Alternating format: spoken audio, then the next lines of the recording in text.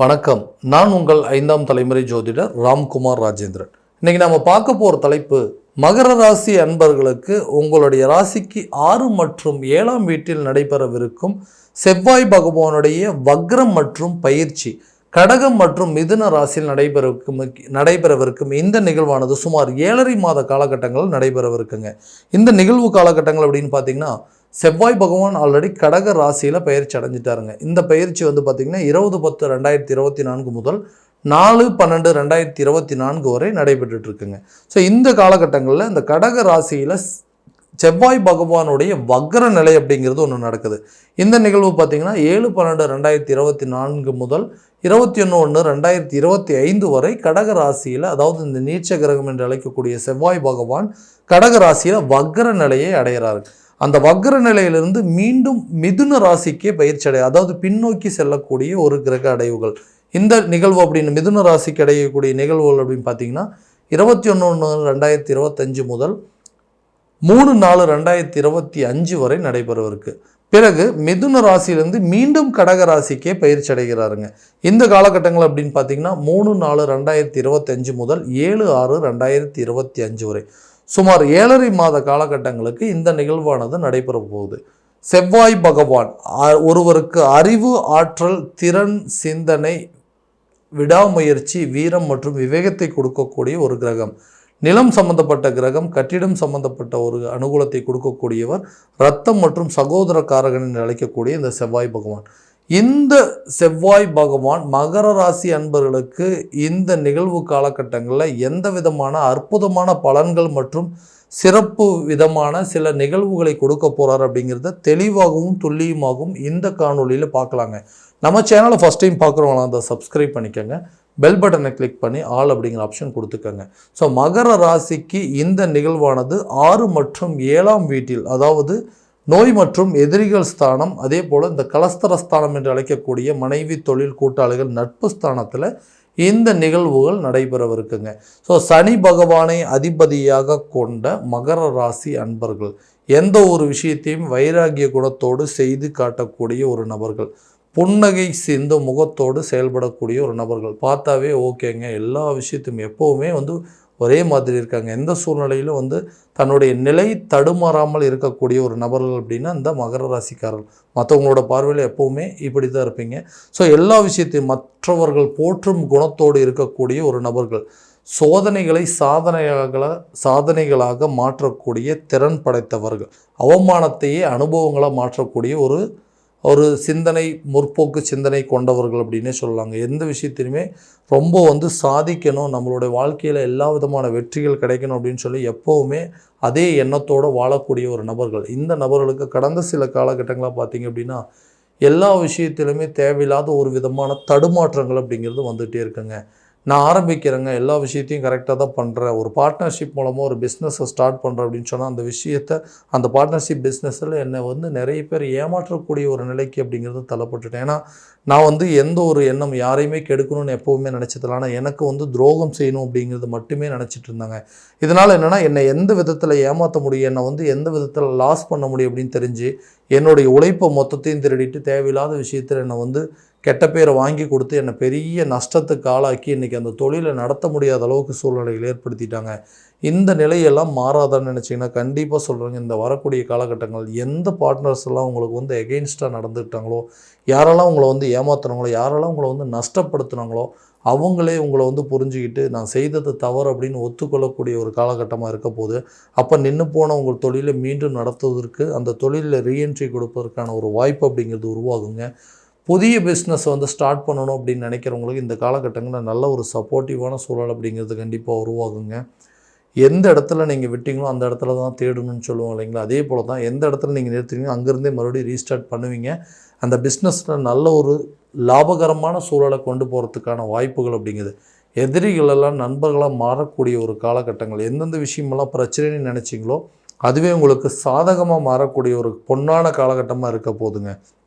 வேலையில் இருக்கிறவங்களுக்கு அதே மாதிரி தான், வேலை செஞ்சிட்ருக்கவங்க அந்த வேலை எனக்கு திருப்தி அளிக்கவே இல்லைங்க, அதாவது அந்த வேலையில் நான் எவ்வளோ தான் கஷ்டப்பட்டாலும் என்னால் நல்ல பேர் எடுக்க முடியல, எந்த செஞ்சாலும் தேவையில்லாத குறை சொல்கிறாங்க. ஏன்னா நான் எந்த விஷயத்தில் பிரச்சனை பண்ணுவேன், எதில் மாட்டுவோன்னு என்னோட கூட இருக்கிறவங்களே என்னை வந்து எந்த இடத்துல பிரச்சனை பண்ணுவோன்னு பார்த்துட்ருக்காங்க. இப்படி ஒரு நிலை. எனக்கு அந்த இடத்துல வேலை செய்யவே பிடிக்கலைங்க. சில வேலைகளை செய்யும்போது நமக்கு மனசுக்கு திருப்தியாக இருக்கணும். அந்த மாதிரி ஒரு அமைப்பு அப்படிங்கிறது இல்லாமல் இருக்குங்க. பேசாமல் இதெல்லாம் விட்டுட்டு சொந்தமாக ஒரு பிஸ்னஸ் பண்ணிடலாமா, இல்லைனா ஒரு ஏதோ மளிகை கடை வச்சு பொழைச்சிக்கலாமாங்கிற அளவுக்கு சில சூழ்நிலைகள் இருக்குது. ஸோ இந்த காலகட்டங்களில் நம்ம ஒரு இடத்துல வேலை செஞ்சுட்ருக்கிறோன்னா நமக்குன்னு சில கமிட்மெண்ட்ஸ் இருக்குங்க. அந்த கமிட்மெண்ட்டுக்காக தாங்க இந்த வேலையை நான் செஞ்சிகிட்டே இருக்கிறேன் அப்படின்னு யோசிக்கக்கூடிய நபர்களுக்கு இந்த காலகட்டங்களில் உங்களோட வேலையில் நல்ல ஒரு முன்னேற்றம் அப்படிங்கிறது கட்டாயமாக இருக்குங்க. அதே நேரத்தில் பார்த்திங்கன்னா அந்த வேலையில் சில மாற்றங்களை உருவாக்கக்கூடிய காலகட்டமாக உங்களுக்கு பிடிச்ச வேலையில் சேர்ந்து அந்த வேலையை கரெக்டாக செய்கிறதுக்கான, பிடிக்காத எந்த வேலையாக இருந்தாலும் வேறு வழி இல்லாமல் செய்கிறோமே அப்படிங்கிற நிலை எல்லாமே மாறிடுங்க. உங்களுடைய தேவைகளை பூர்த்தி செய்யக்கூடிய ஒரு காலகட்டமாக இருக்க போது இந்த கிரகங்களுடைய பெயர்ச்சி மற்றும் வக்ர நிலை. ஸோ திருமணம் சம்மந்தப்பட்ட யோகத்தை கொடுக்கக்கூடிய இடத்துல தான், இந்த கலஸ்தரஸ்தானத்தில் தான் இந்த கிரகங்களுடைய வக்ர நிலை. யாருக்கெல்லாம் இது வரைக்கும் திருமணம் நடக்காமல் இருந்ததோ அவங்களுக்கு திருமணம் நடக்கக்கூடிய ஒரு யோக காலமாக இருக்க போதுங்க. நல்ல பையங்க, எல்லாமே நல்லா தான் இருக்கிறாரு, நல்ல ஒரு பையன் வேலை செய்கிறாருங்க, நல்ல ஒரு தொழில் பண்ணிகிட்ருக்காரு, நல்ல ஃபேமிலி. ஆனால் அந்த பையனுக்கு ஒரு திருமணம் அப்படிங்கிறது ஒன்று நடக்காமல் இருக்குங்கிறதே பெரிய குறைபாடுகள் தான். அந்த குறைபாடுகள் நீங்கக்கூடிய ஒரு காலகட்டமாக இருக்க போதுங்க. நிறைய விஷயங்கள், நிறைய மாற்றங்களை கொண்டு வருங்க. சொந்தத்தில் எங்கெங்கேயோ போய் பொண்ணு தேடிப்பாங்கன்னா உங்களுடைய நெருங்கிய சொந்தத்திலே உங்களுக்குன்னு சில வரன்கள் அப்படிங்கிறது கட்டாயமாக அமையக்கூடிய காலகட்டமாக இருக்க போது குழந்தை இல்லாத தம்பதியினருக்கு குழந்தை பாக்கியம் ஏற்படுவதற்கான சூழல் கட்டாயமாக ஏற்படுங்க. ஏன்னா ரொம்ப நாள் ஆச்சுங்க கல்யாணம் ஆகி குழந்தை அப்படிங்கிறது இல்லாமல் இருக்குங்கிறவங்களுக்கு இந்த காலகட்டங்களே அது ஒரு சுப செய்திகள் வந்து சேருங்க. கணவன் மனைவிக்கிடையே இருக்கக்கூடிய கருத்து வேறுபாடுகள் அப்படிங்கிறது தீரும்.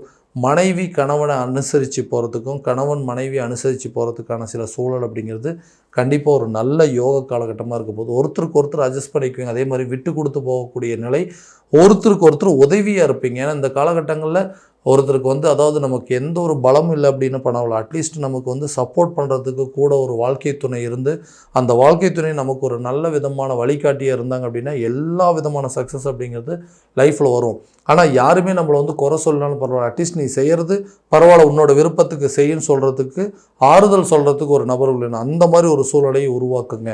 இது வரைக்கும் யாரெல்லாம் பிரிஞ்சிருந்தீங்களோ அவங்களாம் ஒன்று சேரக்கூடிய காலகட்டங்கள், உங்களுடைய பிரச்சனையை நீங்களே பேசி தீர்த்துக்கிறதுக்கான சூழல் அப்படிங்கிறது கட்டாயமாக உருவாகக்கூடிய காலகட்டங்களாக இந்த நிகழ்வானது நடக்க போகுதுங்க. ஸோ வீடு கட்டணும், ஒரு சொத்து பத்துக்கள் வாங்கணும் அப்படின்னு யோசிக்கிறவங்களுக்கு இது ஒரு அரிய வகையான காலகட்டங்களாக இருக்க போகுதுங்க.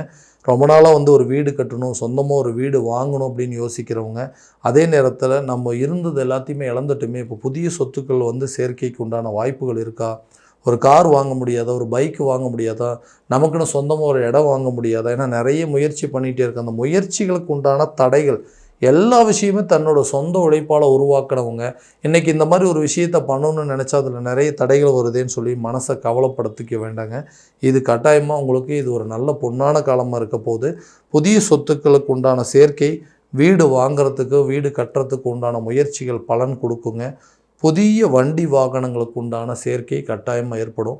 ஆரோக்கியத்தில் கண்டிப்பாக கொஞ்சம் கவனம் செலுத்த வேண்டிய காலகட்டங்கள். ஏன்னா இந்த 6ஆம் இடம் என்று சொல்லக்கூடிய நோய் மற்றும் எதிரிகள் ஸ்தானத்தில் இது வரைக்கும் நமக்கு இருந்த நோய் நொடிகள் தீர்வதற்கான சூழல் அப்படிங்கிறதும், அந்த நோய் நொடி என்ன பிரச்சனை, அந்த நோய் எதுக்காக வந்துச்சு, அது என்ன தான் நமக்கு அந்த வியாதி இருக்குது, என்ன பிரச்சனை இருக்குது அப்படிங்கிறது அதுக்கு தகுந்தால் போல் ட்ரீட்மெண்ட் எடுத்து அந்த நோயை தீர்த்து கொள்வதற்கான வாய்ப்புகள், உடல் ஆரோக்கியத்தில் நல்ல ஒரு முன்னேற்றம், குழந்தைகளுடைய கல்வியில் நல்ல ஒரு வழிகாட்டியாக இருக்கக்கூடிய ஒரு காலகட்டமாக இருக்க போதுங்க.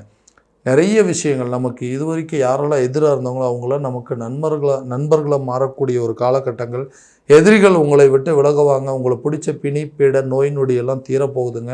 ஆரோக்கியத்தில் நல்ல ஒரு முன்னேற்றம் இருக்க போகுது.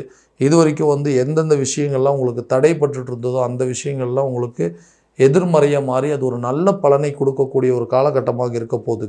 கூட்டாளிகள் மூலமாக இருந்து வந்த பிரச்சனைகள் அப்படிங்கிறது தீருங்க. கணவன் மனைவிக்கிடையே நல்ல ஒரு அந்யோன்யம், அதே போல் ஒரு தொழிலை தொடங்குவதற்கான ஒரு வாய்ப்பும், புதிய தொழில் வேறு லெவலுக்கு கொண்டு போகிறதுக்கான சூழல் அப்படிங்கிறதும், நண்பர்கள் எல்லாமே உங்களுக்கு யாருக்கெல்லாம் துரோகிகளாக இருந்தவங்களோ அவங்களாம் உங்களுக்கு நண்பர்களாக மாறக்கூடிய ஒரு காலகட்டமாக இருக்க போது எதிரிகள் ஆட்டோமேட்டிக்காக உங்களை விட்டு விலகுவாங்க. எல்லா விஷயமும் எல்லா விதமான நல்ல பலன்கள் நடக்கக்கூடிய காலகட்டமாக இருக்க போது இந்த செவ்வாயோடைய வக்ரம் மற்றும் அதாவது பெயர்ச்சி காலகட்டங்களில் ஸோ இந்த காலகட்டங்களில் உங்களுக்கு இருக்கக்கூடிய கடன் பிரச்சனை அப்படிங்கிறது கண்டிப்பாக தீருங்க. இதுக்கு முன்னாடி வாங்கியிருந்தீங்க, அந்த கடனை கரெக்டான நேரத்தில் அடைக்க முடியல அப்படின்னா கூட இந்த நேரத்தில் அதுக்கு உண்டான முயற்சிகள் எடுத்திங்கன்னா கடனை கண்டிப்பாக அடைப்பீங்க. உங்களுக்கு வர வேண்டிய தொகைகள் கட்டாயமாக உங்கள் கைக்கு வந்து சேருங்க. வராத கடன் அப்படின்னு நீங்கள் எதெல்லாம் நினச்சிங்களோ அந்த கடனில் ஒரு பகுதியாவது உங்கள் கைக்கு வந்து சேரும். எல்லா விதமான அமைப்புகள் அப்படிங்கிறது நல்லா இருக்கக்கூடிய காலம். சுமார் 7.5 மாத காலகட்டங்களில் இந்த நிகழ்வுலாம் நடைபெறவிருக்குங்க. இந்த காலகட்டங்களில் இது ஒரு அற்புதமான யோக காலகட்டங்கள்.